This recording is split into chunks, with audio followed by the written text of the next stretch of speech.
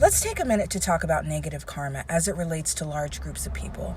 People who have endured horrors, people who had to really hone aspects of the psyche on a deeper level because of the turmoil they were existing within. We're talking about slavery. We're talking about the Jewish population during World War II. We're talking about the LGBTQ plus community, even in present day, right?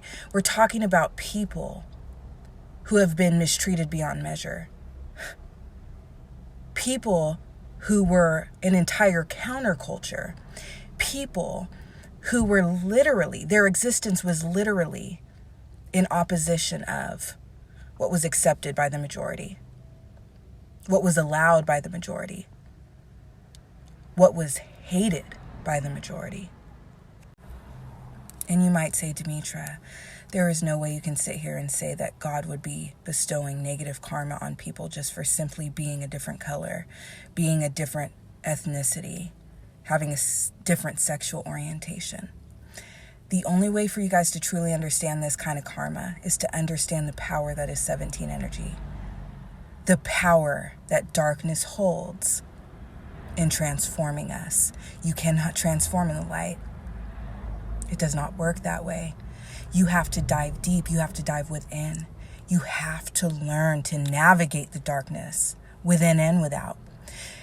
It isn't until you are bestowed an immense amount of adversity by source that you are capable of truly honing yourself in every regard on a level that is needed to truly ascend spiritually. Now, another part of my worldview that relates to all of these things and relates to karma and all of these things, especially in terms of reincarnation. Now, if you're someone that doesn't believe in reincarnation, you can just throw this aside. But just as much as we don't have proof of reincarnation, we don't have any proof against it. And I highly value this perspective because it perfectly fits with concepts like karma. And it perfectly describes things like cosmic justice. So think of it this way. Let's say in biblical times, you were a slave owner in Egypt. When we talk about things like cosmic justice, maybe in the 50s, you were born into segregation, or in the late 1800s, you were born into slavery as an African American. Balance. Because just as adversity helps us hone our inner world, being on both sides of a situation also contributes to the same idea, right? You cannot truly understand something, the hardships of something, the difficulty of something until you've endured it from both sides, right? We're talking about a journey of the soul. We're talking about elevation, ascension, growth of the spirit. This is not something, like I've told you guys before, this is not something that one lifetime can do. I don't understand that concept. I don't understand people who think that we only live once. You are a being that is eternal. Earth is a school, a place of growth. So to think that we only have one experience, no wonder you have a dark, negative outlook, right? Because you don't understand the bigger picture. Now here we have groups of people who had two choices. They could either succumb to the misery or they could transcend it mentally. Find some way to achieve some modicum of peace that could not be taken away by external circumstances. Find some sort of true connection to God and trust in God that in no way reflected your current circumstances. So when we talk about slaves and the creation of different Wiccan practices or different magic or voodoo practices, right? These were rituals that were popularized by people enduring great darkness. And then we have the beautiful lights that are the LGBTQ plus community. We have a people who are told there is something wrong with them simply because of who they choose to love, who they are attracted to innately, or who they choose to become. Now, this is a huge transformative process.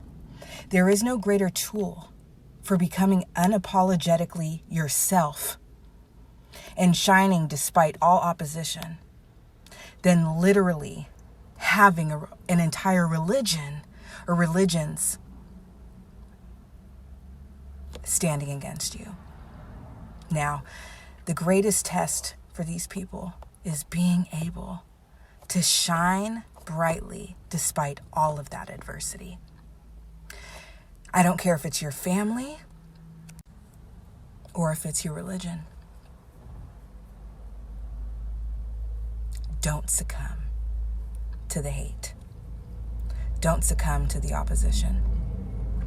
Because I'll tell you right now, the true God, Source, has placed you in these situations, these life situations, these families to strengthen you.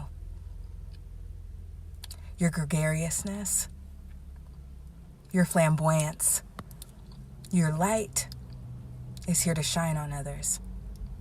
And if you can continue to do that, no matter how many voices try and tell you not to do that, you will win.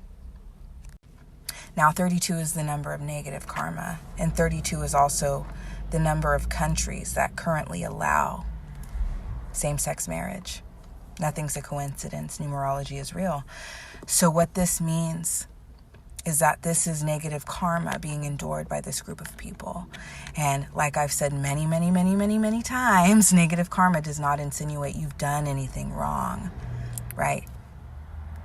What it means is that these are obstacles. These are lessons meant to strengthen you and strengthen your light. What I would love to see is continued ceremonies, right? Facilitated for your love, facilitated in honor of that love, right? Despite any rules or regulations in place to oppose that love. Because if I hear anything about anyone trying to do, what is it called? That weird therapy that tries to make you straight. No! None of that. None of this allowing your Christian family members to make you feel like you're demonic. Like, no, okay?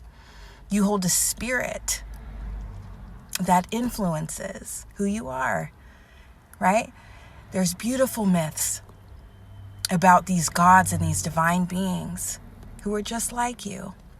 And you are meant to embody those energies. You are meant to help those spirits strengthen themselves and ascend to a higher place and learn true self-love, because you have been given the gift of adversity.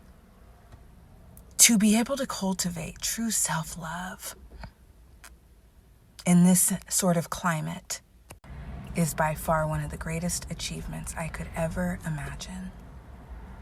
All right, you guys, I hope this helps you have a greater understanding of what negative karma is intended to be, right? These are spiritual lessons intended to mold the soul, strengthen, and better the MO of the spirit. Have a great day.